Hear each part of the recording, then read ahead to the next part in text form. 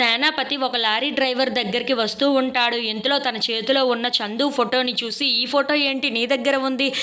ఇతనికి నీకు ఏంటి సంబంధం?" అని చెప్పేసి అయితే అడుగుతూ ఉంటాడు. ఆ మాటలు విని అక్కడ ఉన్న లారీ డ్రైవర్ అయితే, "నాకు ఒక డూప్లికేట్ యాక్సిడెంట్ జరిపించమని వేరే వాళ్ళు నాకు ఇచ్చారు. అందువల్లనే నేను ఇప్పుడు ఇతనికి డూప్లికేట్ యాక్సిడెంట్ జరిపించబోతున్నాను. అలాగే తగలలేనట్లుగా గాయాలని తగిలించమన్నారు" అని చెప్పేసి అయితే అంటూ ఉంటాడు. ఆ మాటలు విని అక్కడ ఉన్న సేనాపతి అయితే ఒక్కసారిగా షాక్ అయిపోతూ ఉంటాడు. ఏంటి ఇదంతా చేసింది ఆ భాగ్యమేనన్నమాట.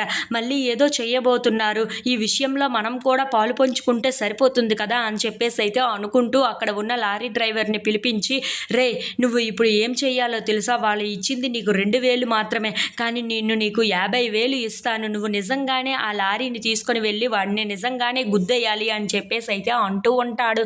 ఆ మాటలు విని అక్కడ ఉన్న లారీ డ్రైవర్ అయితే, "ఏంటి సార్, ఏం మాట్లాడుతున్నారు మీరు?" అని చెప్పేసి అయితే అడుగుతూ ఉంటాడు. ఆ మాటలు విని అక్కడ ఉన్న సేనాపతి మాత్రం, "అవును, నేను చెప్తుంది నిజమే. నీ లారీ స్పీడ్ మాత్రం తగ్గకుండా వాడి మీదకు దూసుకొని వెళ్ళిపోవాలి. వాడు నిజంగానే చచ్చేటట్లు నువ్వు చేయాలి. అలా అయితే నీకు ఎంత కావాలంటే అంత నేను ఇప్పిస్తాను" అని చెప్పేసి అయితే అంటూ ఉంటాడు. ఆ మాటలు విని అక్కడ ఉన్న లారీ డ్రైవర్ అయితే అలా సేనాపతి వైపు చూస్తూ ఉండిపోతాడు. ఇంతలో అక్కడ ఉన్న సేనాపతి మాత్రం, "నీ పేరు రాకుండా, నా పేరు రాకుండా నేను చూసుకుంటాను. నువ్వు నేను చెప్పింది మాత్రమే చెయ్యు. వాడిని ఎలాగైనా సరే పైకి లేపేయాలి. నీ లారీని తీసుకొని వెళ్ళి వాడి మీదకి తొక్కించేయాలి. వాడు చనిపోయే విధంగా చేయాలి" అని చెప్పేసి అయితే అంటూ ఉంటాడు. ఆ మాటలు విని అక్కడ ఉన్న లారీ డ్రైవర్ అయితే, "సరే సార్, మీరు చెప్పిన విధంగానే చేస్తాను" అని చెప్పేసి అయితే అంటూ ఉంటాడు. ఆ మాటలు విని అక్కడ ఉన్న సేనాపతి అయితే చాలా సంతోషిస్తూ ఉంటాడు. ఇప్పుడు కదా ఆ రామరాజు గాడి వంపు తగ్గుతుంది అని చెప్పేసి అయితే అనుకుంటూ చాలా సంతోషంగా అయితే ఆ లారీ డ్రైవర్ని అక్కడి నుండి పంపిస్తూ ఉంటాడు.